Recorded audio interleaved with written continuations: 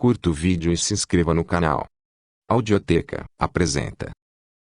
Socialismo, Cálculo Econômico e Função Empresarial. Jesus Huerta de Soto. Considerações finais.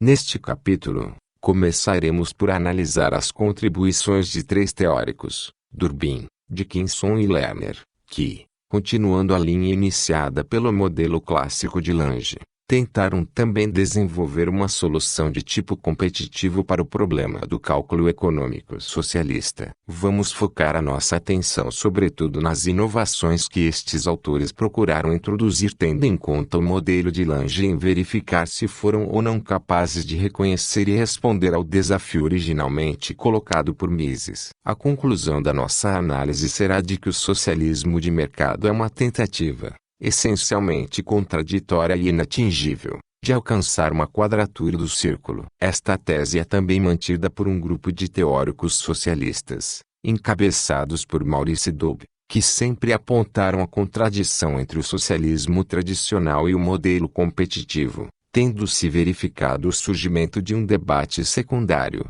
desenvolvido estritamente dentro do campo socialista, entre os partidários e os detratores do socialismo de mercado. O capítulo terminará com algumas considerações finais sobre o verdadeiro sentido da impossibilidade do socialismo e as contribuições dos teóricos da escola austríaca. 1. Outros teóricos do socialismo de mercado.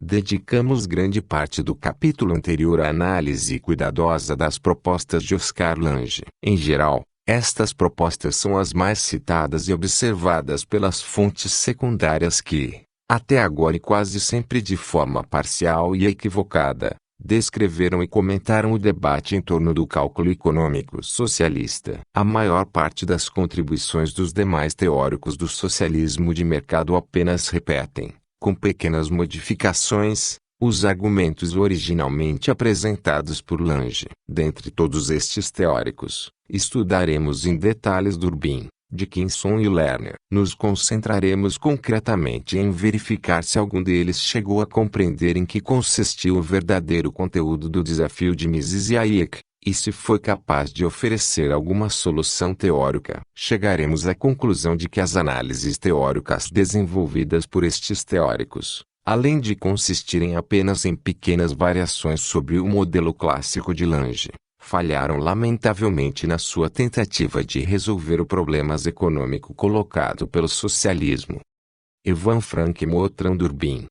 Inicialmente, Durbin conseguiu criar algumas expectativas, uma vez que esteve em contato com os trabalhos teóricos desenvolvidos pela escola austríaca da sua época e foi capaz de distinguir claramente entre o seu paradigma e o da escola neoclássica eurasiana. Além disso, escreveu um tratado sobre a depressão econômica muito influenciado pelas ideias apresentadas por F.A. Hayek sobre o assunto. No entanto, como veremos, apesar desta saudável influência austríaca, não compreendeu qual era o cerne do problema do socialismo suscitado por Mises e Hayek. Na verdade, a sua solução continuou a ser desenvolvida em termos tão estritamente estáticos quanto os de Lange. A contribuição de Durbin se encontra basicamente num artigo intitulado Economic Calculus in a Planned Economy e o cálculo econômico numa economia planificada, que foi publicado em dezembro de 1936. Durbin afirma estar quase seguro de que o problema do cálculo econômico numa economia socialista poderia ser resolvido se o órgão central de planejamento ordenasse as diferentes unidades de produção que atuassem de acordo com as duas regras seguintes.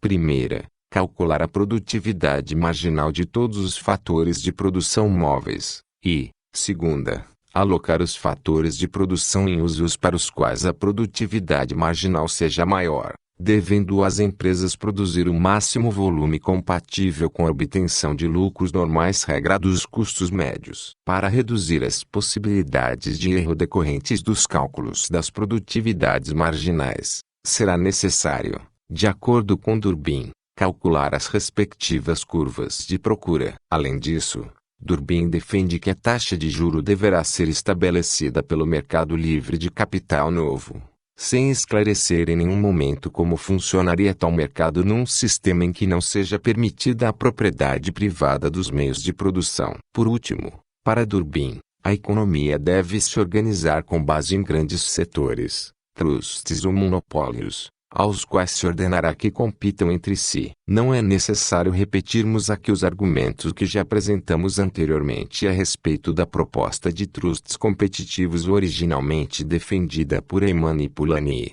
e das possibilidades de organizar um verdadeiro mercado de capitais, utilizando os serviços de um banco estatal monopolista quando não exista a propriedade privada dos meios de produção. Todas estas questões já foram analisadas detalhadamente nos 2 capítulos anteriores. O que agora nos interessa realçar é que a proposta de Durbin cai exatamente no mesmo erro que apresentada anteriormente por Lange e outros, ou seja, o de supor um contexto de equilíbrio onde, por definição, não existem mudanças e toda a informação necessária para calcular a produtividade marginal dos fatores está dada e pode ser obtida sem qualquer problema. De fato, as regras concebidas por Durbin poderiam servir de guia racional para o cálculo econômico, se a informação necessária para calcular o valor da produtividade marginal de cada fator de produção pudesse ser obtida nos locais onde não exista a propriedade privada dos meios de produção nem liberdade para exercer sem obstáculos a função empresarial. É preciso ter em consideração que para calcular o valor da produtividade marginal é preciso realizar uma estimativa puramente empresarial referentes aos seguintes aspectos.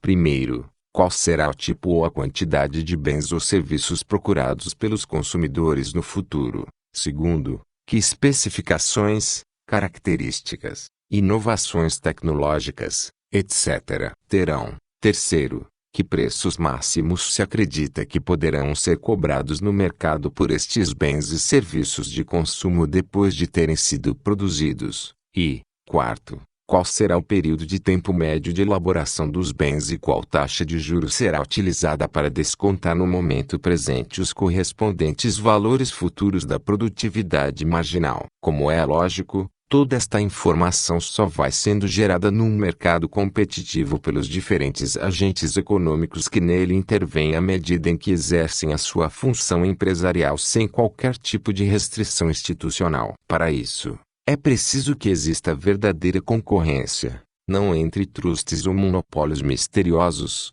que não se sabe se deverão ser organizados horizontal ou verticalmente, mas a todos os níveis sociais, inter e intrasetoriais. Mais importante ainda é que qualquer ser humano possa utilizar livremente a sua criatividade empresarial para ir descobrindo e gerando a informação necessária, como sempre de tipo prático, subjetivo, disperso e não articulável, para desenvolver as ações que melhor conduzam aos fins a que se propõe, procurando obter os respectivos lucros empresariais e, na medida do possível, evitar perdas. Por outro lado, é preciso ter em conta que, no mundo real, o tipo e a quantidade dos fatores de produção não estão dados, e que nem todos são divisíveis em unidades homogêneas. Pelo contrário, em função da própria imaginação, dos desejos e objetivos de cada empresário, assim como da informação concreta que gere de acordo com as suas circunstâncias particulares de tempo e lugar,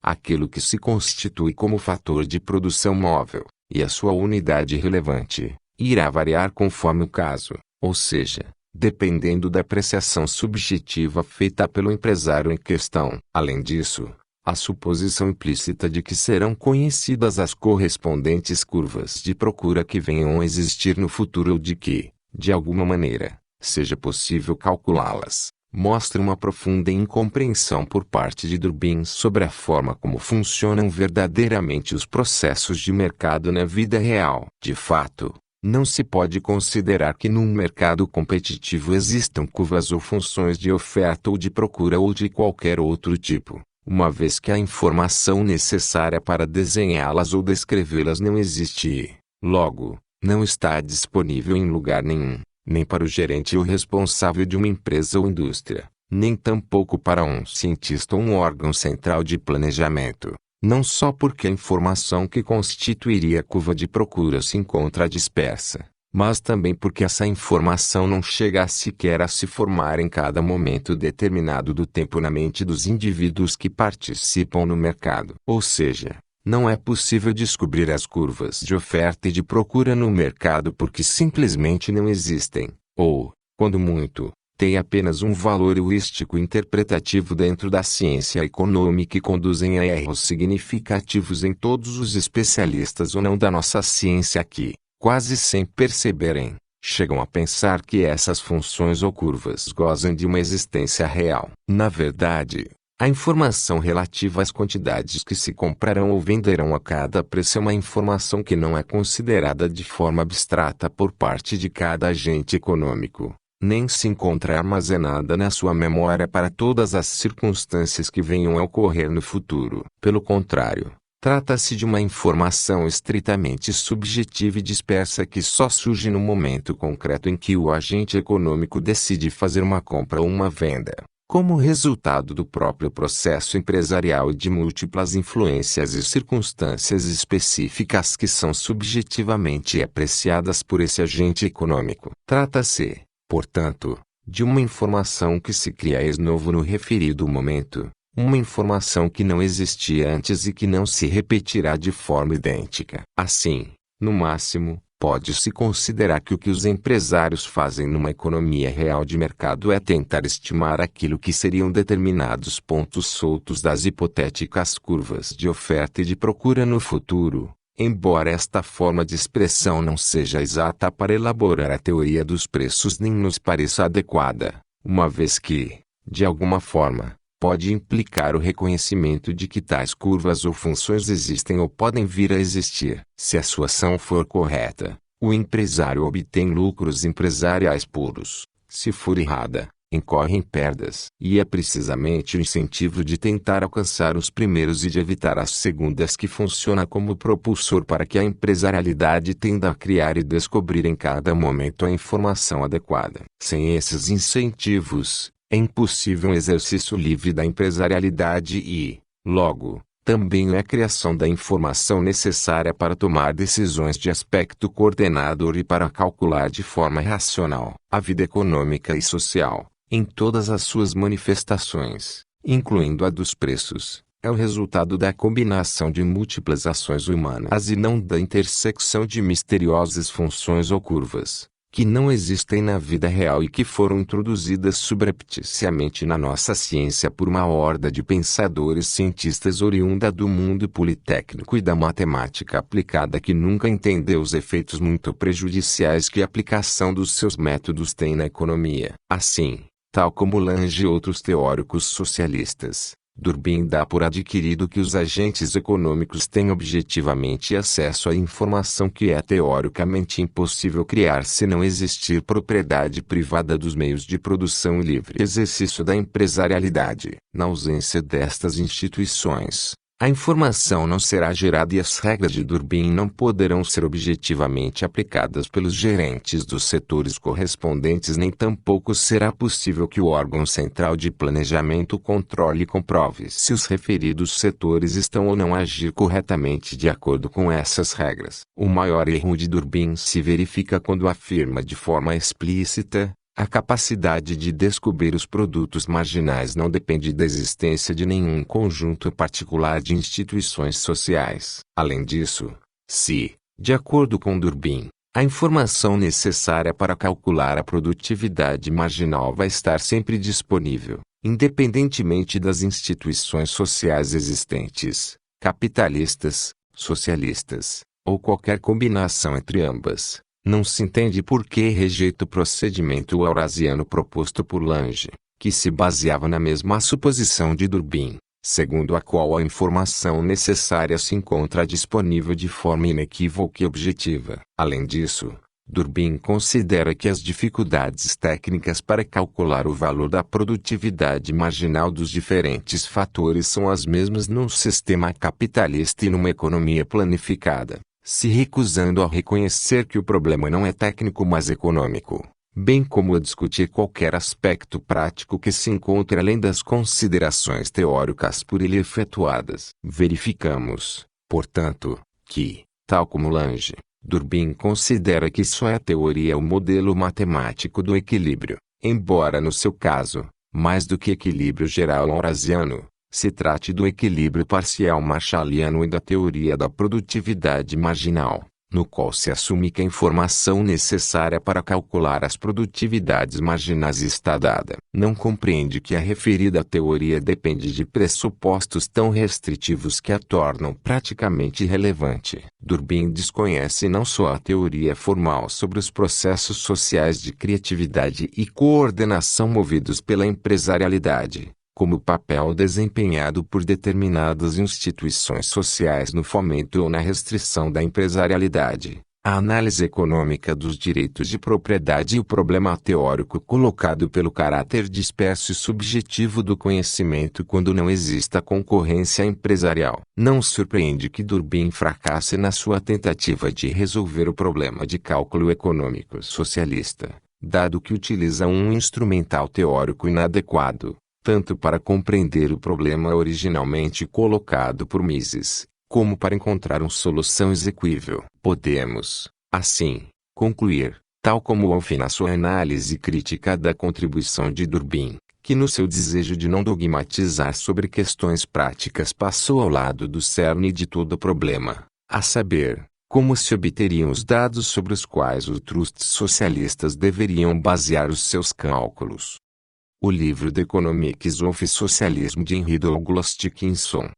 O lançamento do livro de Dickinson em 1939 era também um indício promissor de que o seu autor tinha finalmente entendido, tratado por completo e respondido ao desafio original de Mises e Hayek. Por um lado, o fato de, neste livro, Dickinson ter abandonado explicitamente a tese que tinha apresentado no seu artigo de 1933 sobre a formação dos preços num sistema socialista, e de o ter feito precisamente pela razão essencial que os seus oponentes austríacos tinham apontado, ou seja, por entender que informação necessária para implementar a sua proposta de solução matemática nunca estaria disponível. Era um forte sinal de que Dickinson tinha sido capaz de entender todas as implicações da nova intuição que acabava de adotar. Por outro lado, a personalidade de Dickinson era muito apelativa. Segundo Collard, Dickinson era uma figura excêntrica e pouco convencional,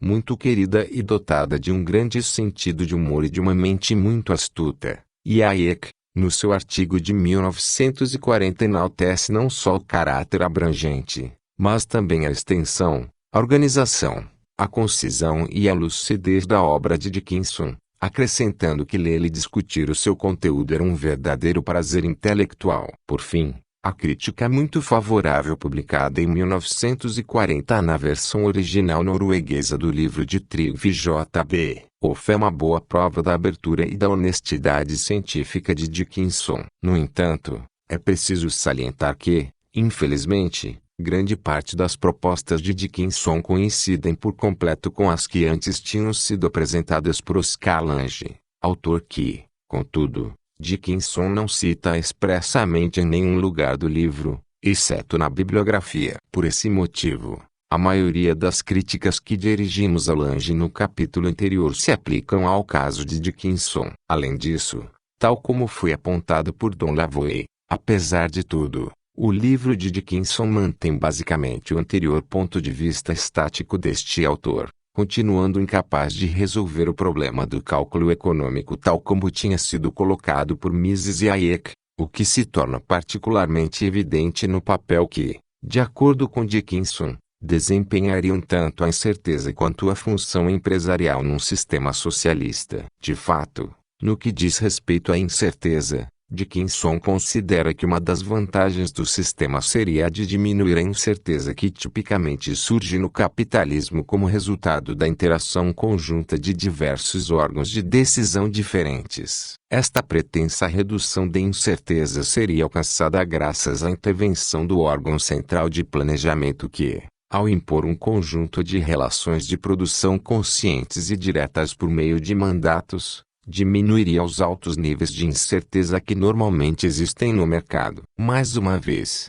Dickinson faz referência à metáfora das paredes de cristal que se verificariam num sistema socialista, em contraste com a atuação típica das empresas num sistema capitalista, que ele considera ser caracterizado pelo sigilo e pela falta de transparência informativa. É evidente que, tendo em conta estas afirmações, Dickinson considera implicitamente que o órgão central de planejamento seria capaz de obter a informação que lhe permitisse coordenar a sociedade a partir de cima, diminuindo o grau de incerteza dos empresários e os erros que normalmente cometem. Porém, Dickinson nunca nos explica como isso seria possível, sobretudo sabendo que a informação de que o órgão de planejamento necessita para diminuir a incerteza é gerada não a partir de cima, mas a partir de baixo, ou seja, ao nível dos próprios agentes econômicos. Além disso, também não explica que, como sabemos,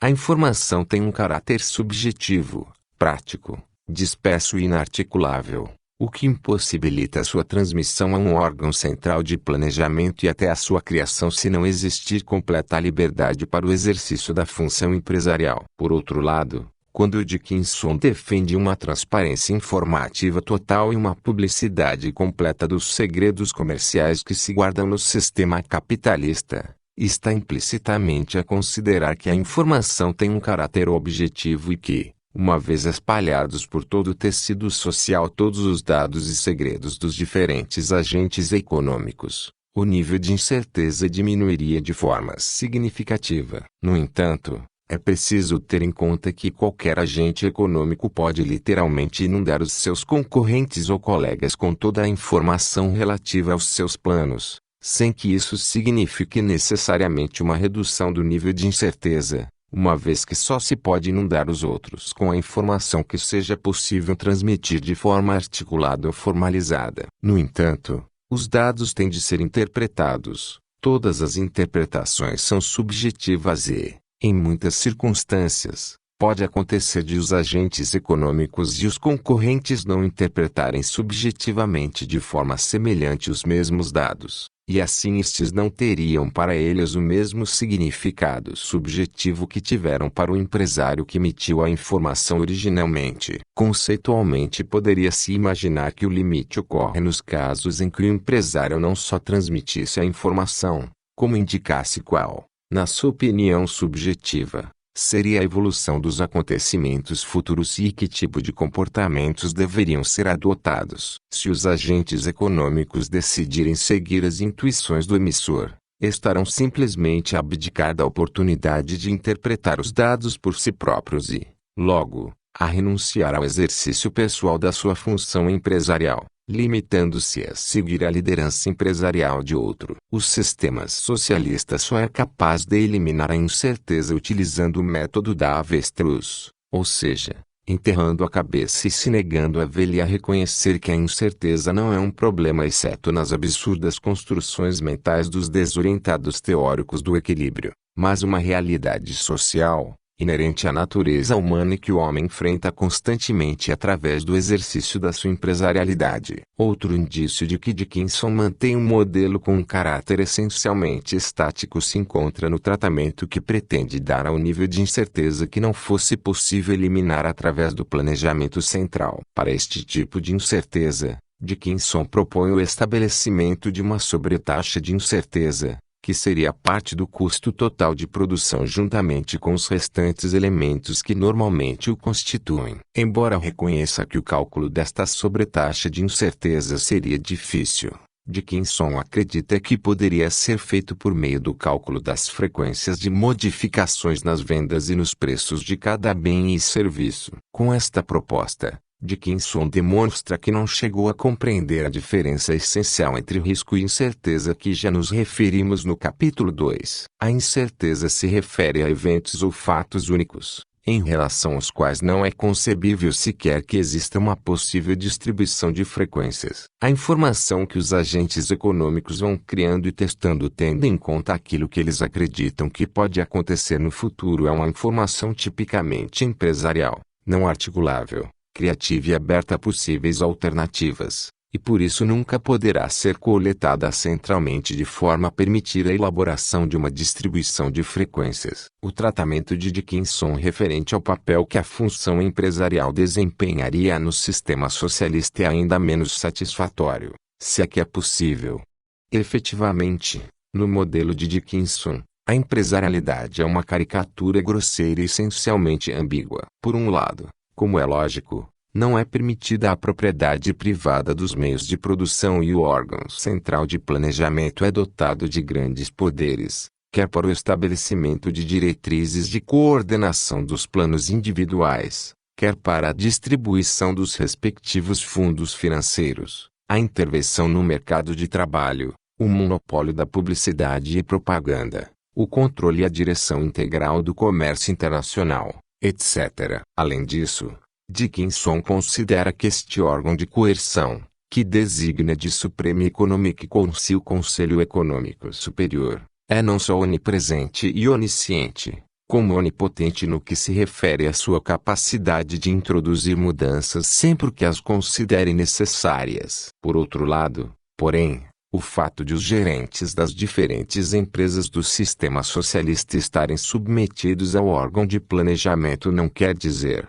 segundo Dickinson, que não tenham a possibilidade de escolher livremente determinadas opções.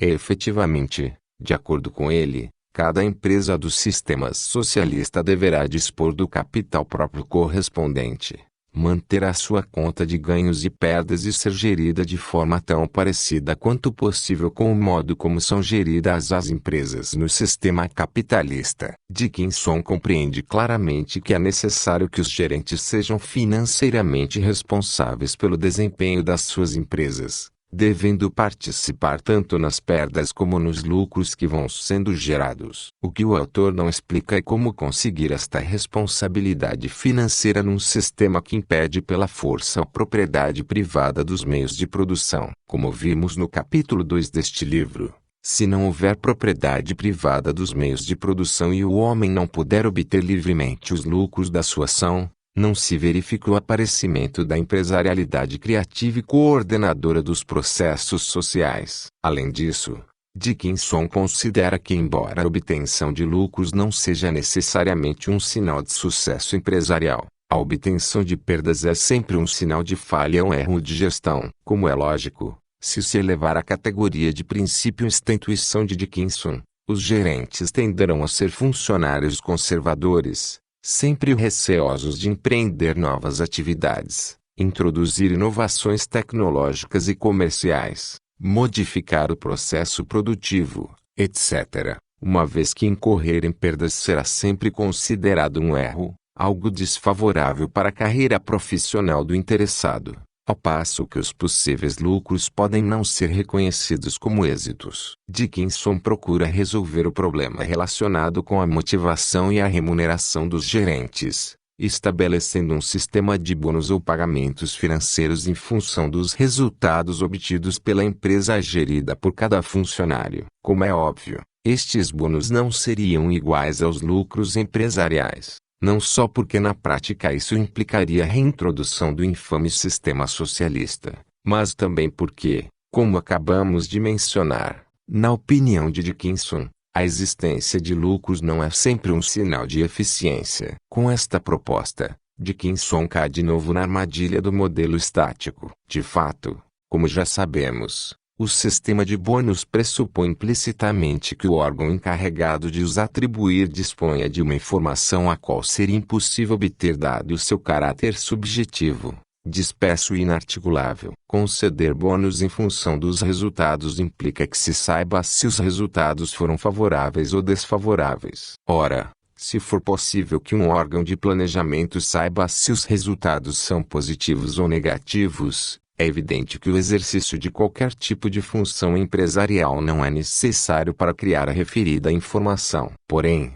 se permite o livre exercício da empresarialidade para que a informação surja, não faz qualquer sentido estabelecer um sistema de bônus, uma vez que enquanto a referida informação não tiver surgido não se sabe se o exercício da empresarialidade terá ou não sucesso. É este o argumento essencial descoberto e enunciado por Kirchner contra as diferentes tentativas, até o momento, todas falhadas, de estabelecer sistemas de incentivos nos países socialistas. O sucesso empresarial é algo que só pode ser julgado subjetivamente por parte do ser humano que está exercendo a respectiva função empresarial. É avaliado de forma global, incluindo não só os correspondentes lucros financeiros, mas também todas as outras circunstâncias que são subjetivamente avaliadas como lucros pelo agente. Além disso, este lucro vai surgindo de forma continuada e variável quanto à quantia e natureza, orientando constantemente a ação do empresário, uma vez que lhe proporciona a informação sobre a direção que deve seguir. Pelo contrário, o sistema de bônus é um sistema que, quando muito, pode ser útil no âmbito administrativo, mas não no empresarial. Os bônus são concedidos a posteriori, com base em informação objetiva e conforme o que tenha sido estabelecido ou acordado anteriormente de forma completamente articulada e inequívoca. Os bônus não orientam a ação, uma vez que são concedidos de forma rígida e objetiva depois de fatos que já aconteceram. E, acima de tudo, a atribuição de bônus implica um juízo interpretativo sobre os fatos, que só faz sentido se for realizado empresarialmente, se for o resultado dos mandatos de um órgão central de planejamento, que carece da informação necessária para os atribuir de forma não arbitrária, ou se tiver sido estabelecida previamente com caráter geral em função do cumprimento de determinados parâmetros mais ou menos mensuráveis, a atribuição de bônus deixa de fazer qualquer sentido. Em resumo, o que Dickinson não entende é que existem dois sentidos muito diferentes do termo incentivos. Em primeiro lugar, podemos conceber um sentido restrito, limitado e praticamente irrelevante do termo incentivos, que designa a concepção de mecanismos para motivar os agentes a fazerem bom uso, de acordo com a regra pré-estabelecida, da informação objetiva de que já dispõe. Não é este o sentido que estamos dando ao termo desde o início deste livro, mas um outro muito mais amplo, preciso e relevante para a economia. Para nós, os incentivos são constituídos por todos os fins que seja possível conceber e criar ex novo e em função dos quais os seres humanos não só transmitem a informação objetiva que já possuem, mas também, e isso é muito mais importante, fazem com que se crie e descubra em cada momento a informação subjetiva que não possuíam anteriormente e que é indispensável para alcançar os fins propostos. Num sistema socialista, embora se possa toscamente tentar implementar incentivos no primeiro sentido, ao se impedir pela força e de forma sistemática que cada pessoa se aproprie livremente do total de fins ou resultados da sua atividade empresarial, se torna impossível, por definição, o estabelecimento de incentivos entendidos no segundo sentido, mais amplo e verdadeiro. Além disso, Dickinson propõe também que sejam concedidos bônus ou incentivos para a experimentação e a inovação tecnológica, como se o órgão central de planejamento pudesse possuir a quantidade e a qualidade de informação que são necessárias para determinar quais os projetos que vale a pena financiar e quais os que não vale a pena, bem como que resultados da experimentação se considera terem tido sucesso ou não. Mas, como nos diz Lavoie, a ideia de estabelecer incentivos específicos como instrumento de planejamento é contraditória com a ideia da experimentação como processo de descoberta genuinamente descentralizado. Se o órgão central de planejamento não tem o conhecimento necessário para diferenciar as iniciativas arrojadas das apostas temerárias, não poderá alocar incentivos entre os gerentes para fomentar umas e impedir outras. Verifica-se este mesmo problema de forma semelhante nos governos ocidentais que pretendem incentivar a investigação científica e o desenvolvimento cultural e artístico por meio de subvenções e outras ajudas estatais. Em todos estes casos, os órgãos correspondentes da administração acabam por conceder as ajudas, subvenções ou incentivos de forma puramente arbitrária e, em perfeita consonância com as previsões da escola da escolha pública e a falta de melhor critério, concedem as ajudas por amiguismo, influências políticas, etc., falhando lamentavelmente no que se refere ao fomento de inovação tecnológica ou do desenvolvimento cultural e artístico de qualidade. Na abordagem que faz relativamente à função empresarial, Dickinson se deixa cair nos pressupostos da informação plena, da sociedade estática, e da ausência de mudanças que convertem todos os problemas econômicos em questões meramente técnicas que podem ser resolvidas por simples gerentes. Trata-se de perspectivas que temos criticado com insistência ao longo deste livro e que demonstram a incapacidade do autor para enfrentar o problema do cálculo nas economias socialistas. Como afirma Mises, o sistema capitalista não é um sistema gerencial, é um sistema empresarial. Sendo que Dickinson se encontra entre os que confundem a função empresarial com a função gerencial e que, inevitavelmente, fecham os olhos ao verdadeiro problema econômico. Por fim, é curioso constatar a ingenuidade de Dickinson ao acreditar que o seu sistema permitiria estabelecer, pela primeira vez na história da humanidade, um individualismo e uma liberdade verdadeiramente reais, ou seja, uma espécie de socialismo libertário intelectualmente muito sedutor. No entanto, dado o grande poder que o órgão central de planejamento teria no modelo de Dickinson, juntamente com a sua característica arbitrariedade, manipulação de propaganda e impossibilidade de realizar o cálculo econômico, o seu sistema socialista seria, no mínimo, um sistema muito autoritário no qual a liberdade individual seria fortemente afetada e em que as possibilidades de funcionamento de um sistema verdadeiramente democrático seriam nulas. Além disso, o próprio Dickinson reconhece, e a afirmação é tão grave que é preciso apresentá-la literalmente, que numa sociedade socialista, a distinção sempre artificial entre o econômico e o político desapareceria. A maquinaria política e econômica da sociedade se fundiriam numa só. Como Hayek demonstrou, esta afirmação de Dickinson resume uma das doutrinas mais afincadamente preconizadas por nazistas e fascistas. Se não é possível distinguir o político do econômico, será imprescindível que predomine e se imponha uma única escala de valores sobre todas as matérias da vida humana a todos os agentes e membros da sociedade civil, o que, como é lógico, só poderá ser alcançado por meio do uso generalizado da força e da coerção.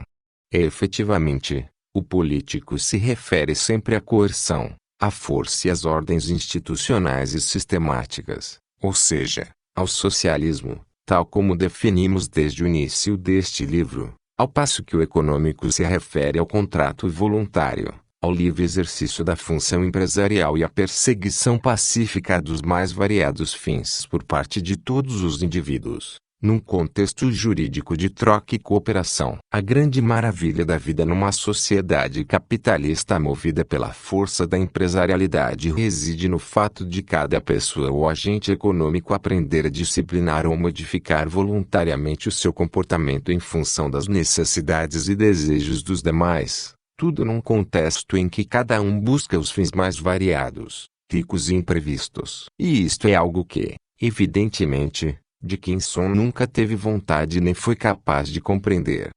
A contribuição de Abaptash e a Lerner para o debate. As contribuições de Lerner para o debate não foram feitas na forma de respostas explícitas aos livros e artigos de Mises ou Hayek, tendo, pelo contrário, sido apresentadas num conjunto de trabalhos que publicou nos anos de 1930, nos quais comentava e criticava as propostas dos outros teóricos socialistas que intervieram no debate, em especial, as de Lange, Durbin, Dickinson e Dubh. Além disso, mais tarde, Lerner incluiu um conjunto de comentários relevantes para o tema que nos ocupa no seu livro The Economics of Control, A Economia do Controle, que foi publicado em 1944. Nos seus artigos, Lerner pretende dar conta não só dos problemas de estática, mas também dos problemas dinâmicos colocados pela economia socialista. Além disso, no seu livro The Economics of Control menciona expressamente que o planejamento total exigiria um conhecimento centralizado do que acontece em cada fábrica, das modificações diárias que ocorrem na oferta e na procura, bem como das alterações no que se refere ao conhecimento técnico em todos os ramos da produção, o que não é possível supor que um órgão central de planejamento possa conseguir, sendo que não resta senão recorrer ao mecanismo dos preços. No entanto, e apesar destas observações, A contribuição de Lerner continua a se basear implícita e explicitamente, tal como as dos restantes teóricos do socialismo de mercado, na suposição de que toda a informação necessária para implementar a sua proposta estaria disponível, sendo que Lerner também não foi capaz de responder ao desafio de Mises e Hayek,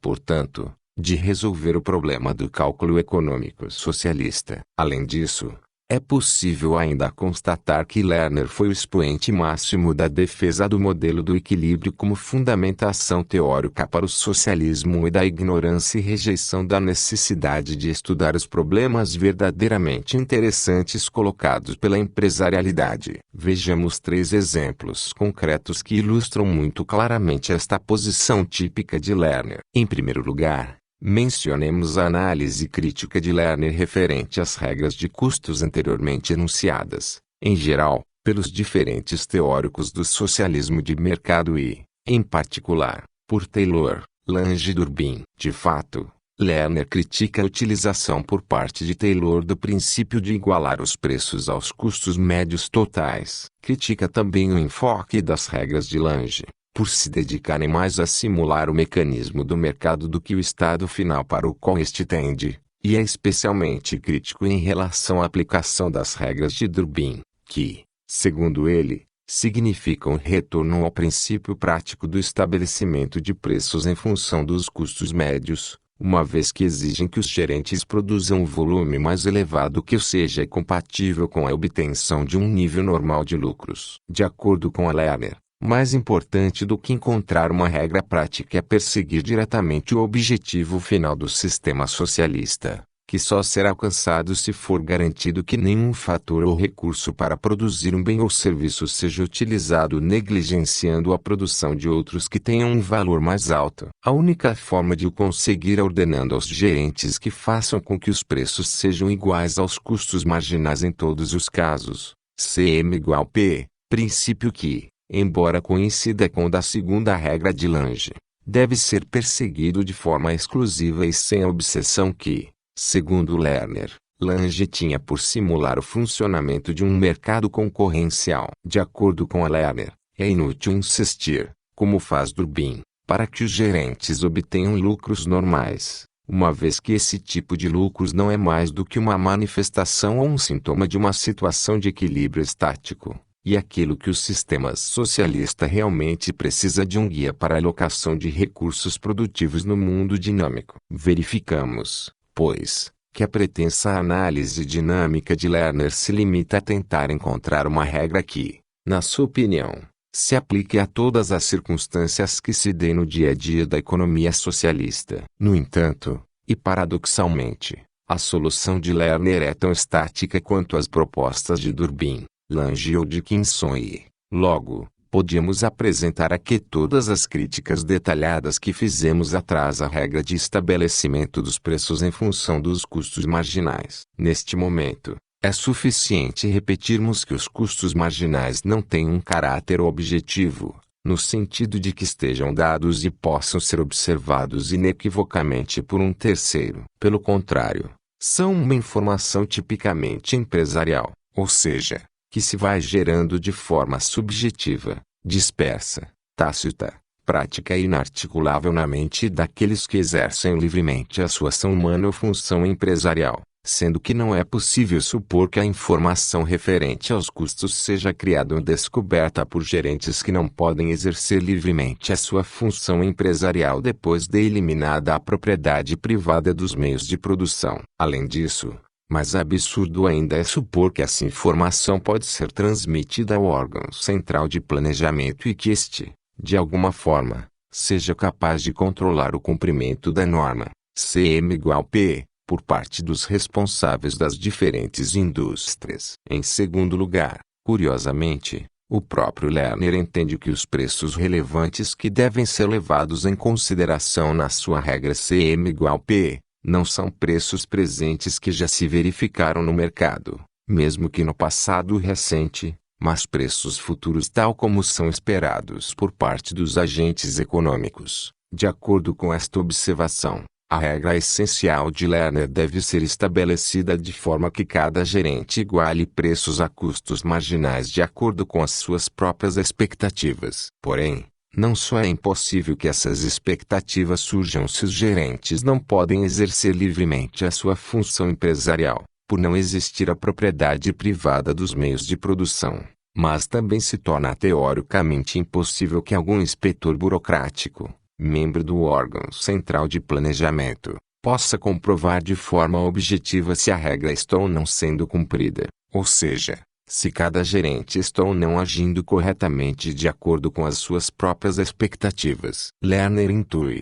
portanto, uma ideia que é basicamente correta, mas não compreende que ela destrói toda a sua proposta, convertendo-a num completo disparate. Por outro lado, e em terceiro lugar, Lerner considera que a questão relativa a se o órgão de planejamento poderá fazer uma estimativa dos custos marginais esperados no futuro de forma mais ou menos exata do que os empresários que atuam numa sociedade concorrencial é uma questão sociológica ou prática, que, portanto, não pertence ao campo da teoria econômica. Além disso, Lerner critica expressamente a tentativa de Durbin de analisar os efeitos práticos que o socialismo teria sobre os incentivos e a forma de agir dos gerentes no sistema socialista, apontando jocosamente que Durbin, ao se empenhar nesta tentativa, estava tentando resolver um problema que não tinha nada a ver com a possibilidade teórica do cálculo econômico nas economias socialistas. É evidente que quem está respondendo a uma pergunta errada,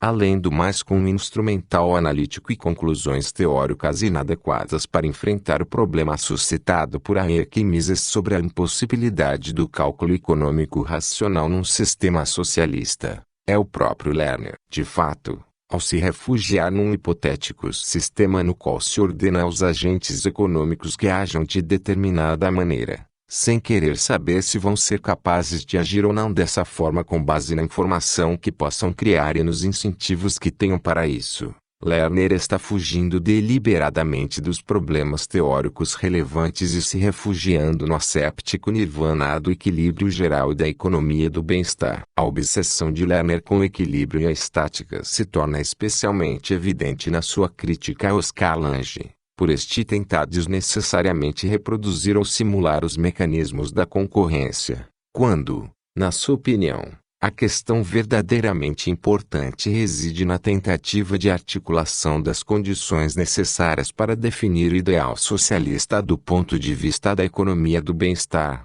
independentemente do método utilizado para alcançar esse ideal. De fato, já não se trata sequer de estabelecer um modelo de concorrência perfeita, embora tal modelo de concorrência não tenha nada a ver com a concorrência verificada entre os empresários na vida real, mas de definir tão claramente quanto possível a situação do nirvana ou paraíso descrita pela economia do bem-estar, deixando para a sociologia, a psicologia e a política a descoberta dos sistemas práticos mais adequados para alcançar esse paraíso por meio da coerção. Assim, Lerner insiste em que mais do que simular um sistema de concorrência perfeita em equilíbrio, através do método de tentativa e erro ou de qualquer outro, o importante é tentar alcançar diretamente o ótimo social, dando instruções aos gerentes para que equiparem os preços aos custos marginais. De todos os teóricos que analisamos até o momento, Lerner é talvez o mais afetado pela miragem do modelo neoclássico do equilíbrio geral e da economia do bem-estar, até o ponto de considerar que qualquer análise que não se refira aos pressupostos, as implicações e a exposição formal da economia do bem-estar está fora do campo da teoria. Assim se explica que preconize insistentemente que os gerentes das empresas que sejam instruídos no sentido de seguirem os ditames dos princípios da economia do bem-estar, tendo sido precisamente com este objetivo que, em 1944, escreveu a sua obra Economics of Control, como manual prático de intervencionismo ou livro de receitas da economia neoclássica do equilíbrio e do bem-estar, para ser utilizado diretamente na prática da engenharia social pelos burocratas do órgão central de intervenção ou planejamento, ajudando-os e facilitando a sua árdua tarefa de coagir sistematicamente os demais cidadãos no campo econômico. Lerner não compreende que ao raciocinar desta forma cai na armadilha que ele próprio construiu. De fato, a maravilhosa não torre de marfim da economia do bem-estar o mantém isolado de forma perfeitamente estanque dos problemas econômicos reais colocados pelo socialismo e permite que se mantenha totalmente imune ou, pelo menos, ele acredita que sim, às críticas teóricas formuladas por Mises e Hayek. Porém, a verdade é que a torre de marfim não é transparente, mas opaca, sendo que Lerner não tem o instrumental analítico necessário não só para resolver os problemas econômicos relevantes, mas também para poder reconhecê-los. O seu isolamento no paradigma da economia do bem-estar é tão profundo, que Lerner chega a considerar que as diferenças verificadas no mundo real no que se refere ao modelo de equilíbrio de concorrência perfeita são um claro defeito ou falha do sistema capitalista, que o socialismo seria capaz de corrigir pela força, e não um defeito do próprio instrumental analítico do modelo. Ou seja, se o mundo não se comporta de acordo com o que a teoria do Nirvana prevê, destrua-se o mundo e construa-se o Nirvana, mas não se tente corrigir a teoria para tentar entender e explicar como funciona o mundo e o que aqui acontece realmente. Assim, a crítica que Tadeusz Kolik faz a Lange, segundo a qual este não tinha os instrumentos analíticos necessários não só para resolver o problema do cálculo econômico socialista, mas também para compreender e analisar detalhadamente os problemas econômicos realmente importantes, aplica-se perfeitamente a Lerner. 2. Socialismo de mercado, a impossível quadratura do círculo. Tendo em conta a nossa análise das propostas de Oscar Lange e dos restantes socialistas de mercado da sua escola, podemos concluir que, do ponto de vista teórico e prático, há apenas duas alternativas: ou existe completa liberdade para o exercício da função empresarial, num contexto de reconhecimento e defesa da propriedade privada dos meios de produção e de inexistência de qualquer limitação para lá das normas tradicionais do direito penal e privado necessárias para evitar a agressão à sistemática ação humana e o descumprimento dos contratos, ou existe coerção sistemática e generalizada à função empresarial em áreas mais ou menos extensas do mercado e da sociedade, e, concretamente, se impede a propriedade privada dos meios de produção. Neste caso, não é possível exercer livremente a função empresarial nas áreas sociais afetadas, e em especial na dos meios de produção, o que leva inevitavelmente à impossibilidade do cálculo econômico, que já explicamos detalhadamente na nossa análise. Em todas essas áreas, como demonstramos, o segundo sistema torna impossível a coordenação social e o cálculo econômico, que só podem ser realizados num regime de completa liberdade para o exercício da ação humana. O que os socialistas de mercado tentaram foi elaborar uma fantasmagórica síntese teórica na qual se estabelece um sistema socialista, caracterizadas pela coerção sistemática contra a ação humana e pela propriedade pública dos meios de produção, e, mesmo assim, se mantém a existência de um mercado. Por razões ideológicas, românticas, éticas ou políticas, se negam, teimosa e obstinadamente, a abandonar o socialismo e, depois do impacto que sentiram pelas críticas de Mises e Hayek, pretendem reintroduzir o mercado nos seus esquemas, com a vã esperança de conseguir o melhor de dois mundos e de tornar mais sedutor o seu ideal. Porém,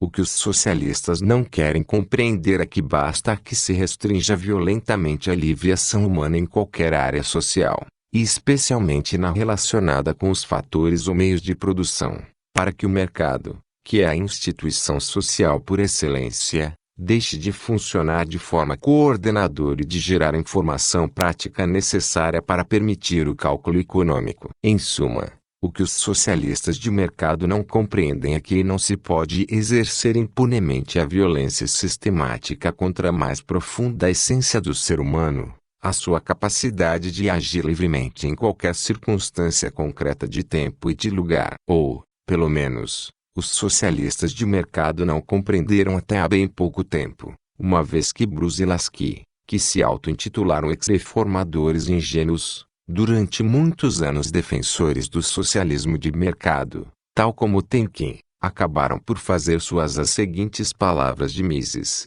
o que esses neossocialistas sugerem é realmente um paradoxo. Querem abolir o controle privado dos meios de produção, querem acabar com o mercado e seus preços e com a competição. Mas, ao mesmo tempo, querem organizar a utopia socialista de uma tal maneira que as pessoas possam agir como se essas instituições existissem. Querem que as pessoas brinquem de mercado como as crianças brincam de guerra, de estrada de ferro, ou de escola. Não entendem a diferença que existe entre as brincadeiras infantis e a realidade que as crianças procuram imitar. Uma sociedade socialista com mercado e preços é algo tão contraditório como um triângulo quadrado. Mais graficamente, e seguindo Mises, Antoni de Jazay concluiu que falar de socialismo de mercado é tão contraditório como fazer referência à neve quente, a uma puta virgem, a um esqueleto obeso ou a um quadrado redondo. Só se pode entender que esta obsessão com a quadratura do círculo,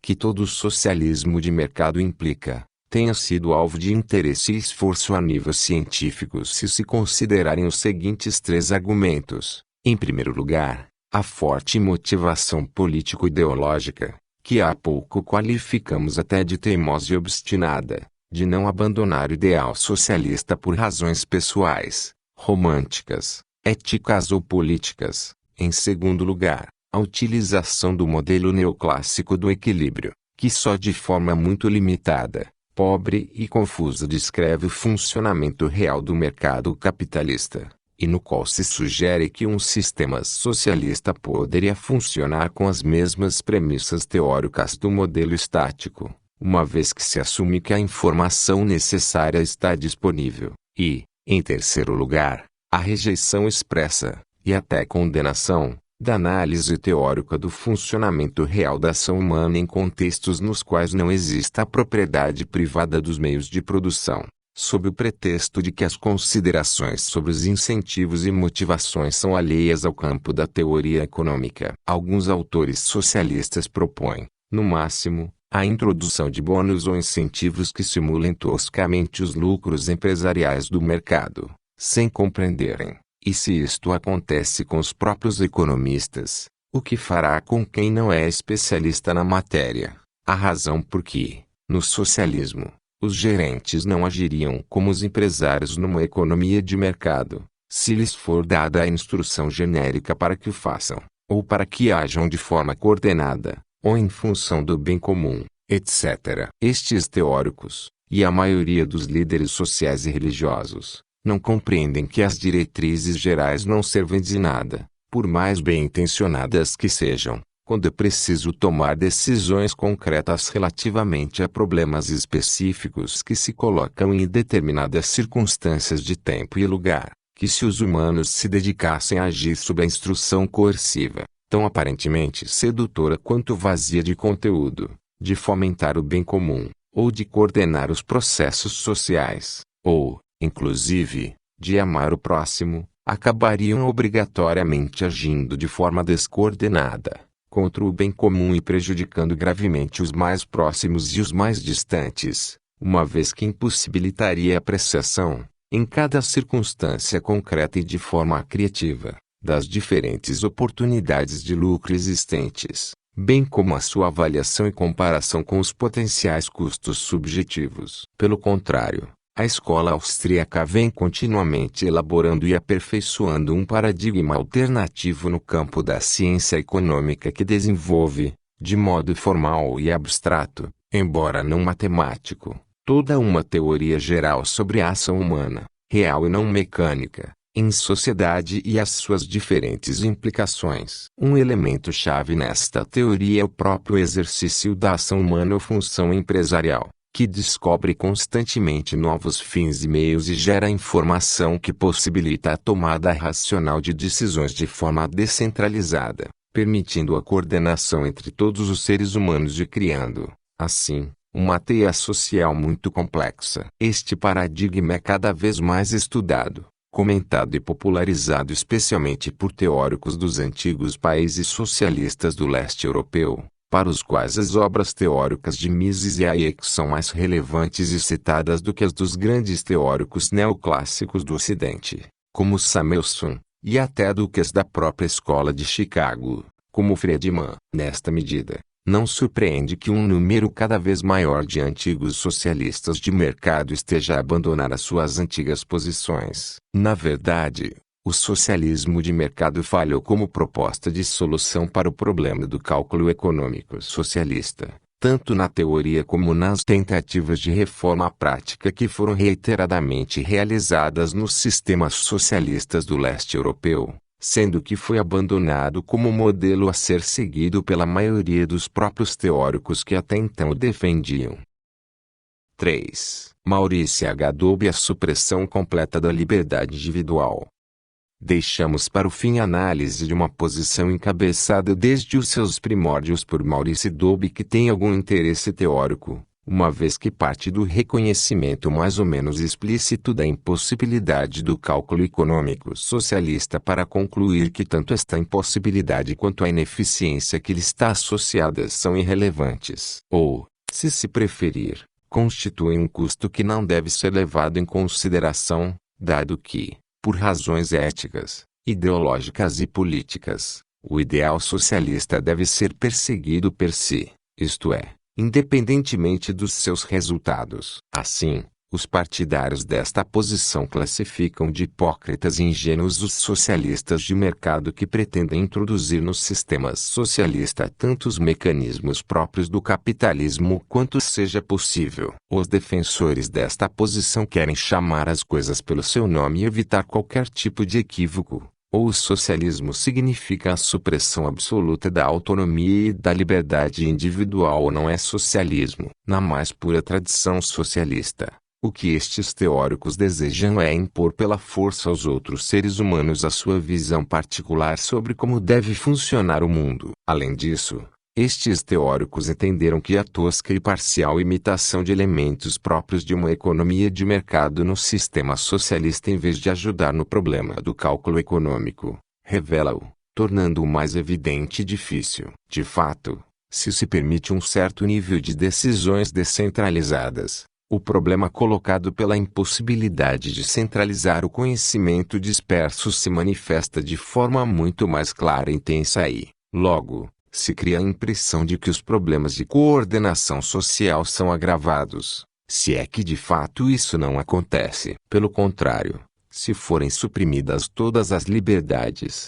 incluindo a liberdade de escolha dos consumidores e a liberdade de escolha de trabalho por parte dos trabalhadores, e se impedir pela força que os agentes econômicos tomem qualquer tipo de decisão autônoma, através da imposição superior de um plano unificado para todas as esferas sociais, embora, como já vimos, não possa ser resolvido, o problema econômico se mantém em grande medida escondido, o que faz com que o grau de coordenação e ajustamento social seja aparentemente muito maior. Imaginemos uma sociedade que se mantém a um nível de mera subsistência com base em relações econômicas simples impostas totalmente desde cima por meio da força e da eliminação física de quem se opõe ao regime. Podemos até supor que o brutal ditador será ajudado a controlar o cumprimento das suas instruções pelo mais potente computador existente. Ora, nestas circunstâncias, o cálculo econômico parece ser substancialmente simplificado. Seria feito aquilo que fosse mandado pelo ditador, que escolheria as combinações de produção e os outros seres humanos se limitariam a obedecer como escravos, cumprindo instruções recebidas de cima. É evidente que, como Mises demonstrou claramente, nem nestas circunstâncias extremas, que são as mais favoráveis que se poderia imaginar para a exequibilidade do cálculo econômico socialista, o problema que este sistema coloca poderia ser resolvido, uma vez que o ditador continuaria a não ter um guia racional para tomar decisões. Ou seja, nunca saberia se os fins pré-estabelecidos por ele poderiam ser alcançados de forma mais oportuna e adequada utilizando outras combinações de fatores e produtos ou tomando decisões diferentes. No entanto, se isso não é importante para o ditador, ou seja, Se o socialismo concebido desta forma não só elimina a liberdade de os consumidores escolherem bens e serviços de consumo e de os trabalhadores escolherem o posto de trabalho, bem como a propriedade privada dos meios de produção, mas também explícito ou implicitamente, considera que não é necessário qualquer princípio econômico ou que a eficiência é irrelevante para a manutenção do próprio sistema. Então o problema do cálculo econômico poderia ser considerado resolvido, não por ter se tornado possível, mas pela forma ardilosa de considerar que o cálculo consiste precisamente em não haver cálculo algum e em impor aos demais os caprichos do ditador em cada momento. Por outro lado, não surpreende que os teóricos desta corrente, que consideravam a concorrência e o planejamento central socialista radicalmente incompatíveis, tenham sido especialmente críticos na avaliação do chamado socialismo de mercado. Assim se explica a curiosa polêmica que surgiu entre Maurice e Dobb, por um lado, e, por outro, os restantes teóricos do socialismo de mercado, sobretudo Abba P. Lerner. Curiosamente, neste ponto, Dobb concorda com a escola austríaca e chega mesmo a criticar ironicamente o fato de os teóricos do socialismo de mercado utilizarem o modelo do equilíbrio geral, e, no âmbito do paradigma neoclássico, suporem que as semelhanças entre o sistema capitalista e o socialismo são tantas, que formalmente não existem diferenças entre ambos. De acordo com Dobb, o problema não tem a ver com a análise neoclássica do equilíbrio, sendo antes um resultado das radical e fundamentalmente diferentes instituições do sistema socialista e do sistema capitalista e, de forma concreta, do fato do socialismo significar a abolição pela força de todas as instituições que são próprias do sistema capitalista. Dobb salienta até a ambiguidade essencial das soluções propostas pelos socialistas de mercado que, pretendendo reconciliar o irreconciliável e, de acordo com as suas conveniências, o contexto em que se encontrem e o tipo de argumento que estejam considerando, em alguns casos, destacam nos seus modelos as características típicas do mercado e, em outros, as vantagens do planejamento socialista. Assim se explica aqui, no debate que manteve com a Lerner, Dobb tenha qualificado este autor de oponente invisível, pois sempre que podia iludia com grande habilidade as questões colocadas através do simples e curioso artifício dialético que acabamos de descrever. Em suma, Dobb defende que a autoridade central deve fixar todos os preços, que devem ser impostos pela força a todos os níveis e que se deve impedir a soberania dos consumidores e a livre escolha de postos de trabalho. Tendo em conta que essa autoridade central não persegue qualquer objetivo econômico, pretendendo apenas satisfazer os seus caprichos arbitrários e se manter no poder, a questão da possibilidade ou não do cálculo econômico pode ser considerada irrelevante. Neste sentido,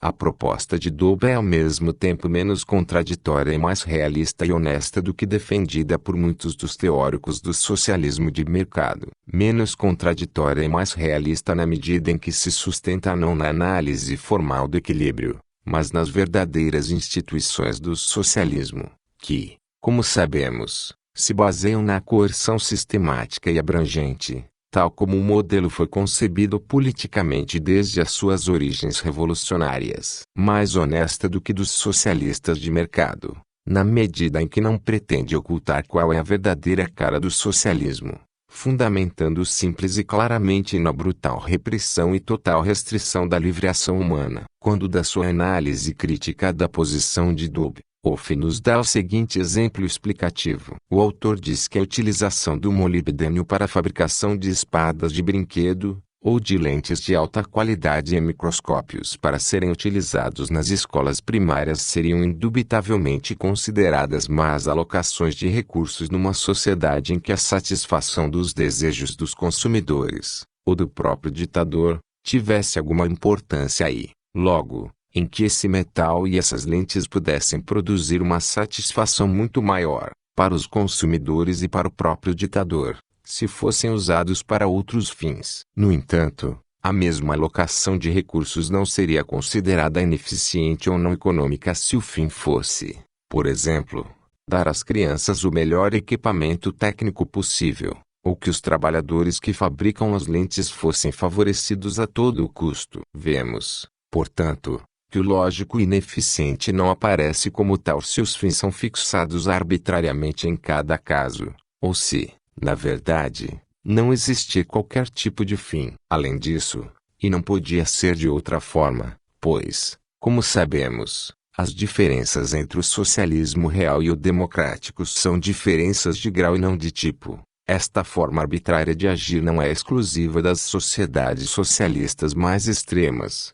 verificando-se constantemente em todas as medidas de intervencionismo tomadas nos países ocidentais. Por sua vez, Hayek dedicou um tópico inteiro do seu artigo de 1935 sobre o estado do debate para analisar em detalhes a posição de Maurice Dobb, na qual começa por elogiar a sua coragem e honestidade na apresentação das verdadeiras implicações do socialismo. No entanto, Hayek pretende salientar que o cálculo econômico socialista só seria possível no modelo de Dobb, impedindo a livre escolha dos consumidores e trabalhadores e também supondo que o ditador socialista não tinha qualquer escala de fins ou objetivos. Isto porque a partir do momento em que se suponha que o ditador tem alguma finalidade pré-definida, poderá-se afirmar que, mesmo no modelo de Dobb, o cálculo econômico racional seria impossível para o referido ditador, uma vez que lhe faltaria um guia objetivo que lhe indicasse se,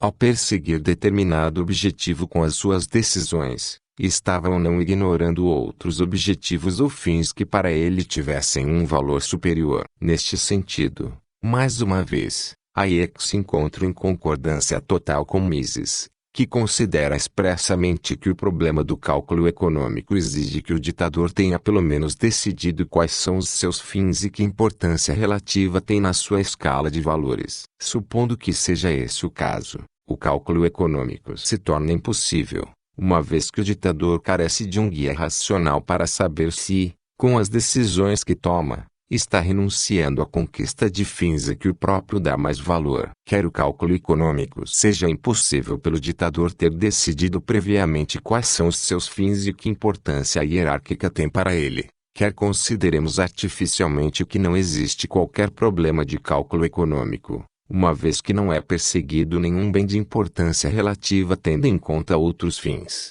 É evidente que, no modelo de Dobb, a alocação de recursos será inteiramente arbitrária e as ineficiências serão de tal magnitude que tal modelo é apenas, na expressão de Mises, um modelo de destrucionismo, isto é, de completa destruição ou aniquilação da civilização e de redução da humanidade a uma situação de escravidão e terror quase inimagináveis. É certo que, do ponto de vista estritamente econômico, não podemos julgar a decisão individual da pessoa que não dê importância ao custo do sistema socialista desde que este sistema seja alcançado e, de fato, como já vimos, Mises, no final do seu artigo seminal de 1920, afirma que, neste caso, o seu argumento contra o cálculo econômico socialista não será tido em conta. No entanto, podemos nos perguntar quantos seguidores do ideal socialista a nível popular e político estariam dispostos a continuar a apoiá-lo se tivessem consciência das suas verdadeiras implicações. É também preciso considerar até que ponto um modelo socialista pode se manter em cada etapa histórica concreta por meio do uso da força e que possibilidades existem de manter isolado do resto do mundo um determinado país ou zona geográfica com o objetivo de que a sua população não descubra aquilo que está realmente a renunciar ao se deixar aliciar ou enganar pela propaganda oficial do seu governo. Todas estas considerações são de grande interesse e relevância, especialmente no que diz respeito à avaliação, em cada caso histórico, de quais são as possibilidades de uma conquista democrática ou revolucionária do poder e da sua manutenção por parte de um regime socialista. Mas nenhuma delas diminui a solidez do desafio teórico de Mises e Hayek, que desmascarou completamente o fato de o socialismo implicar obrigatoriamente um empobrecimento generalizado das massas, uma vez que não possibilita o cálculo em termos de eficiência econômica e de, em última instância, se tratar de um sistema impossível, incapaz de conseguir os paradisíacos fins que, com o objetivo de aliciar o público, normalmente, e pelo menos até agora, vêm sendo associados ao mesmo. 4. Em que sentido é o socialismo impossível?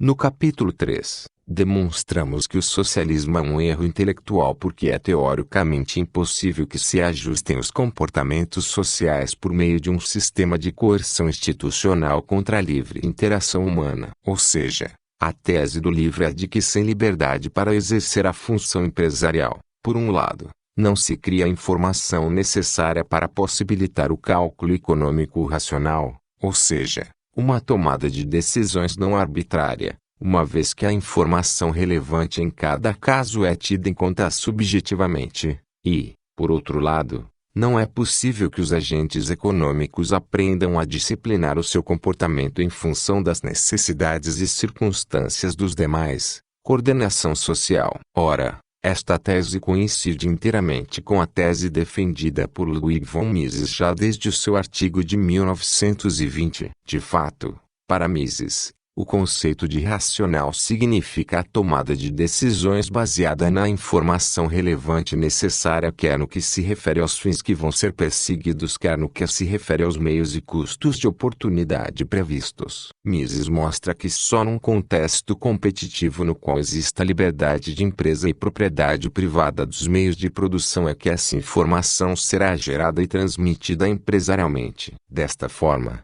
na ausência de mercados não intervencionados, de propriedade privada dos meios de produção e do livre exercício da função empresarial, a informação não é gerada e as decisões são tomadas, a nível central ou de forma descentralizada, com total arbitrariedade. É neste sentido, e em mais nenhum, que se devem ler as seguintes afirmações de Mises. Assim que se deixa de conceber a existência de preços monetários livremente estabelecidos no mercado para os bens de capital, a produção racional torna-se completamente impossível. Todos os passos que nos afastem da propriedade privada dos meios de produção e da utilização do dinheiro também nos afastam da economia racional. E, pelas razões apontadas, o socialismo significa a abolição da economia racional. Mas o que Mises nunca afirma, ao contrário das interpretações parciais e interessadas feitas por alguns adversários, é que é impossível tentar pela força a implementar qualquer utopia em geral,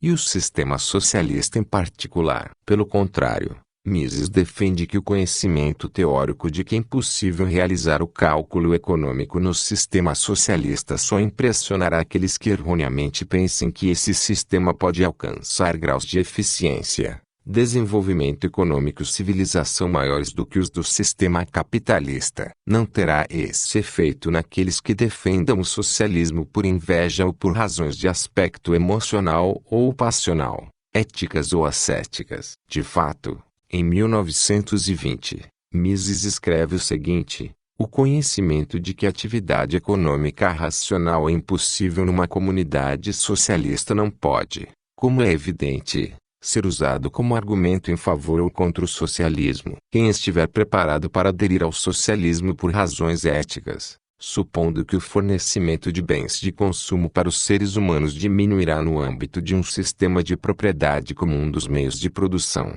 ou quem se deixar guiar por motivos estéticos no seu desejo de socialismo, não se deixará influenciar pelo que nós dissemos. Mas quem esperar do socialismo um sistema econômico racional terá obrigatoriamente que reexaminar as suas ideias. Por sua vez, Hayek, em total acordo com Mises, afirma que, embora em certo sentido, seja possível empreender qualquer curso de ação, por mais absurdo ou louco que possa parecer, e nesse sentido, se possa tentar até implementar um sistema socialista. Do ponto de vista teórico, a questão da impossibilidade do socialismo se coloca única e exclusivamente em saber se o curso de ação socialista é coerente com os objetivos que pretende alcançar, de forma concreta, um desenvolvimento econômico e social coordenado e harmonioso, pelo menos igual, e se possível superior, àquele que se alcança por meio do sistema capitalista. Ora, se o objetivo era acabar com a anarquia do mercado, superando as suas ineficiências e conseguindo uma maior eficiência econômica graças à coerção e à utilização de um plano econômico racional centralizado, é evidente que o socialismo, por não ser capaz de atingir estes objetivos, é, nos termos explicados, uma impossibilidade. Ou, em outras palavras, como o sistema socialista impossibilita o cálculo econômico racional e o comportamento ajustado dos agentes sociais, não é possível que um sistema desse tipo consiga alcançar o objetivo de superar o sistema capitalista em criatividade, coordenação e eficiência. Por fim, Hayek reconhece que a impossibilidade de se conseguir a eficiência econômica e o declínio geral no desenvolvimento que obrigatoriamente decorrerá da impossibilidade do cálculo econômico socialista podem deixar inalteradas as pretensões daqueles que continuam apoiando o socialismo por outro tipo de razões, religiosas, passionais, éticas ou políticas. Embora neste caso a ciência econômica proporcione um conhecimento e serviço de grande valor, mesmo este segundo grupo de pessoas, uma vez que lhes permite conhecer os verdadeiros custos das suas opções políticas, éticas ou ideológicas e pode ajudá-las, conforme o caso, a rever ou a reafirmar essas opções. Em todo o caso, não há dúvidas de que a análise de Mises e Hayek foi um verdadeiro balde de água fria para todos aqueles especialistas e não especialistas em economia, que ingênua e avidamente apoiaram o socialismo pensando que este seria a panaceia para todos os problemas sociais e permitiria alcançar uma eficiência e um desenvolvimento econômico nunca vistos no capitalismo. E tampouco restam dúvidas de que, para a maior parte das pessoas, o fato de o socialismo significar um empobrecimento generalizado e uma perda de eficiência é um argumento poderoso,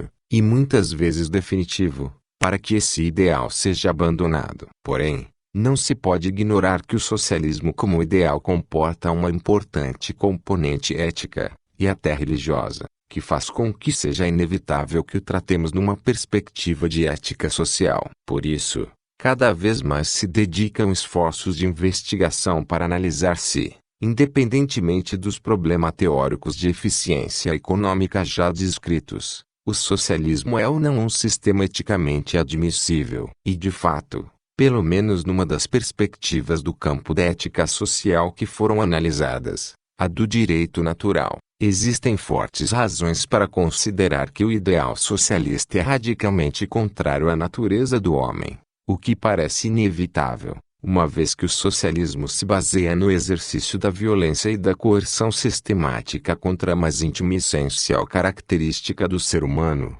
a sua capacidade para agir livremente. Assim, com base neste argumento, o sistema socialista não só seria teoricamente equivocado, como eticamente inadmissível, ou seja, imoral e injusto, sendo que a longo prazo seria impossível implementá-lo de forma coerente e, por ser contrário à natureza do gênero humano, estaria inexoravelmente condenado ao fracasso. Na verdade, nesta perspectiva, ciência e ética são apenas as duas faces da mesma moeda, e no mundo existe uma ordem coerente, não contraditória e na qual as conclusões nos campos científico, histórico, evolutivo e ético tendem sempre, em última instância, a convergir. Se a ciência econômica demonstra que o cálculo econômico racional é impossível no sistema socialista, e se a análise teórica da ética social evidencia que o socialismo também é impossível por ir contra a natureza humana,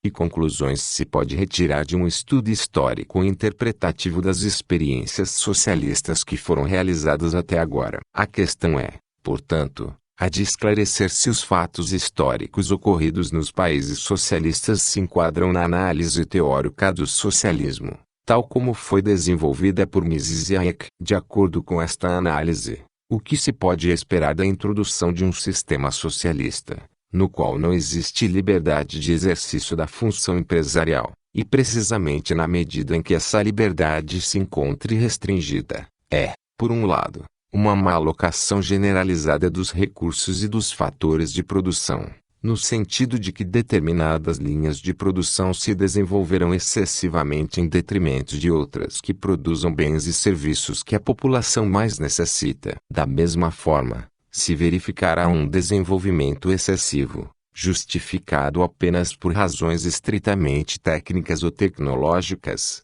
de determinados projetos que se desenvolvem sem ter em conta os custos que implicam. Paradoxalmente, essa tendência descontrolada para desenvolver projetos por razões estritamente técnicas impedirá a introdução generalizada de novas tecnologias e métodos de produção economicamente mais interessantes, e que poderiam ser descobertas e experimentadas na prática se existisse completa liberdade para o exercício da empresarialidade. Em suma, se verificará um excesso de investimento nas indústrias de capital intensivo em detrimento da produção de bens e serviços de consumo, como resultado da baixa taxa de juro arbitrariamente fixada. Em geral, a irracionalidade e a descoordenação social irão se ampliar em todos os níveis, o que fará com que, mantendo-se inalteradas as restantes circunstâncias, com o mesmo esforço e apoio social, o nível de vida diminua e a produção de bens e serviços de consumo se torne muito mais reduzida em quantidade e em qualidade num sistema socialista do que num sistema capitalista. Em outras palavras, mantendo-se inalteradas as restantes circunstâncias, o sistema socialista não conseguirá mais do que se aproximar do sistema capitalista, incorrendo em custos humanos, ambientais e, em geral, referentes aos demais fatores de produção muito maiores, ou, em outras palavras, desnecessários e completamente desproporcionais. Embora este não seja o lugar adequado para analisar em detalhes a experiência histórica dos sistemas socialistas, podemos agora constatar que a interpretação histórica dessas experiências ilustra plenamente, e coincide com, as conclusões a priori da teoria do socialismo tal como foi desenvolvida por Mises e Hayek. De fato, os sistemas socialistas se mostraram incapazes de coordenar racionalmente as suas decisões econômicas e sociais, de manter um nível mínimo de ajuste e eficiência, de satisfazer os desejos de bens e serviços de consumo dos seus cidadãos e de impulsionar o desenvolvimento econômico,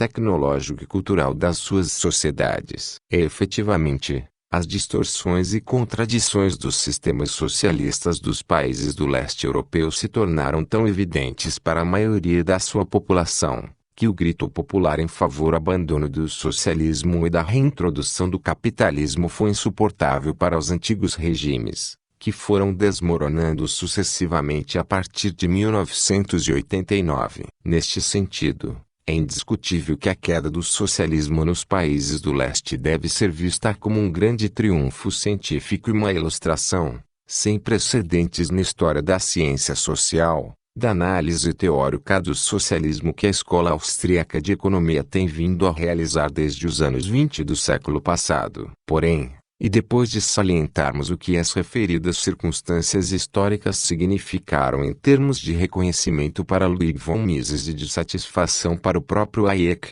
os outros economistas da sua escola e poucos mais, não podemos deixar de acrescentar que, tendo a sua análise teórica demonstrado a priori que o socialismo não podia funcionar por se basear num erro intelectual que levaria a todo tipo de desajustes e distorções sociais, pode-se considerar uma verdadeira tragédia que tenha sido preciso que passassem tantos anos de indescritível sofrimento de milhões de seres humanos para que historicamente se tornasse evidente algo que, do ponto de vista teórico, e graças às contribuições da escola austríaca da economia, se sabia desde o início que necessariamente iria ocorrer. Particularmente responsáveis por esse sofrimento humano são não só a maioria dos membros da própria comunidade científica, ao ignorar negligentemente e até ocultar dolosamente o conteúdo da análise austríaca do socialismo, mas também civil e antiquado, mas ainda predominante, positivismo, de acordo com qual só a experiência, à margem de qualquer teoria, seria capaz de demonstrar as possibilidades de sobrevivência de qualquer sistema social. Com a gloriosa exceção de Mises, Hayek e dos restantes economistas da sua escola e poucos mais, praticamente toda a comunidade de cientistas sociais traiu a humanidade, e, no mínimo, falhou no cumprimento do seu importantíssimo dever científico de avisar e advertir os cidadãos sobre os perigos decorrentes do ideal socialista, sendo que se torna indispensável desenvolver uma muito saudável e formativa apuração de responsabilidades científicas que, Tendo em conta a cidadania e o futuro da história do pensamento econômico, situe cada teórico no seu verdadeiro lugar, independentemente da fama, do nome ou da popularidade que conjunturalmente tem adquirido. Apesar de tudo, são necessárias algumas palavras de cautela acerca dos comentários que acabamos de fazer sobre a interpretação histórica das experiências socialistas, uma vez que, ao contrário de muitos teóricos positivistas, não consideramos que a evidência empírica, por si só, seja suficiente para confirmar ou refutar uma teoria científica no campo da economia. Afirmamos deliberadamente que os estudos históricos ilustravam e coincidiam com as conclusões teóricas, mas não que confirmavam ou demonstravam a sua validade. De fato, embora este não seja o lugar adequado para apresentar a análise das insuficiências lógicas da metodologia positivista, é evidente que a experiência do mundo social é sempre uma experiência de aspecto histórico, ou seja, referente a fatos muito complexos nos quais intervêm inúmeras variáveis que não é possível observar diretamente, mas apenas à luz de uma teoria prévia. A interpretação dos fatos será também diferente dependendo da teoria, sendo que adquire extraordinária relevância o estabelecimento prévio de teorias que permitam interpretar a realidade de forma correta por meio de outros procedimentos que não sejam os positivistas. Não existe, portanto, uma evidência histórica incontestável, nem tampouco uma evidência que permita confirmar se uma teoria está certa ou errada. Além disso, e mesmo que assim não fosse, a discussão teórica em geral, e a discussão sobre o socialismo em particular, permite chegar a conclusões de enorme valor, que, se fossem levadas em conta antecipadamente, teriam poupado, como já vimos, não só décadas e décadas de esforços infrutíferos, mas também numerosos conflitos de todo tipo e uma indescritível quantidade de sofrimentos humanos. Assim, esperar que a história confirme se um sistema econômico é ou não execuível não só constitui uma impossibilidade lógica, uma vez que a história não pode confirmar nem refutar nenhuma teoria, como implica cair no absurdo de rejeitar a priori os ensinamentos das teorias corretas desenvolvidas à margem da experiência. Além disso, convida a experimentar qualquer absurdo ou utopia, com custos humanos desproporcionais, sob o pretexto de permitir a análise dos respectivos resultados experimentais. Estes comentários eram necessários porque, embora no momento de escrever estas linhas, 1990 a 1991, a queda dos sistemas socialistas dos países do leste da Europa e a sua evolução nas últimas décadas, em geral, confirmem plenamente as previsões que poderiam se depreender dos ensinamentos de Mises e Hayek sobre o socialismo. Nem sempre foi assim e, em determinadas etapas históricas, chegou mesmo a se acreditar de forma generalizada no contrário, isto é, que a evolução dos acontecimentos nos países do leste refutava plenamente a teoria da impossibilidade do socialismo tal como tinha sido enunciada pelos economistas austríacos. Além disso, em certas ocasiões chegamos a ler que os próprios Hayek e Robbins,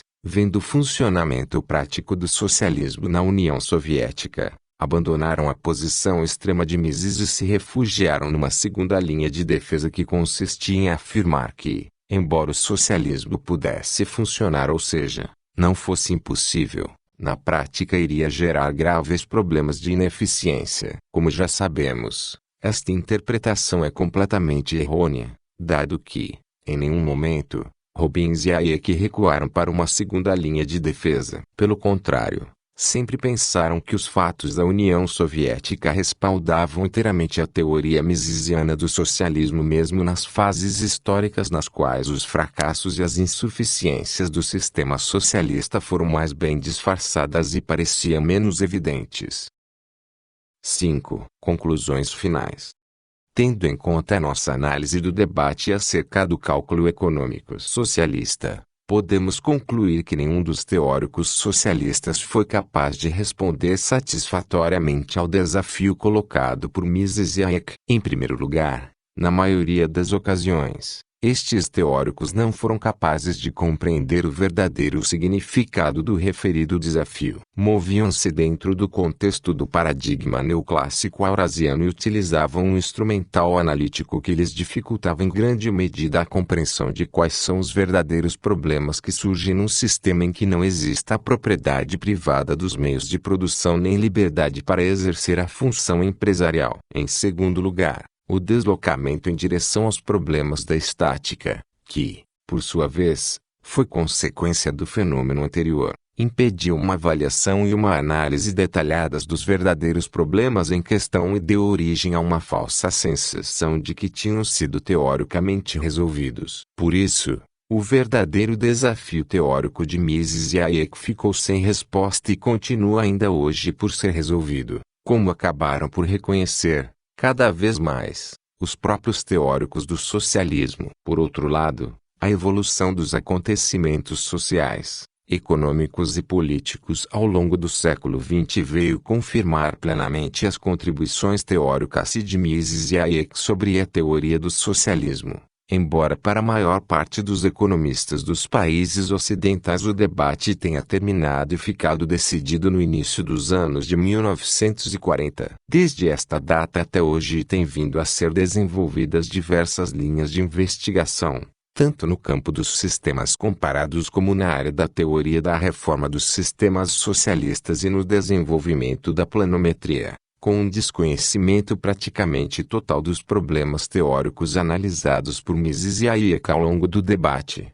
o que contribuiu em grande medida para a esterilidade e o fracasso de todas estas linhas de investigação. No que se refere à escola austríaca, não só os teóricos inicialmente envolvidos no debate, sobretudo Mises e Hayek, mas também um número crescente de jovens economistas, continuaram a desenvolver um promissor conjunto de teorias cuja origem científica pode ser encontrada no próprio debate. Neste sentido, o debate está repleto de consequências científicas e foi muito frutífero para a ciência econômica, sendo que é de grande interesse analisar as diferentes áreas da economia enriquecidas pelas contribuições que originalmente foram intuídas ou nasceram como consequência da polêmica sobre o cálculo econômico socialista. A maioria destes jovens autores já foi mencionada em diferentes lugares deste livro sempre que as suas contribuições eram relevantes, embora seja necessário deixar para outro trabalho um estudo mais profundo e detalhado. A situação atual,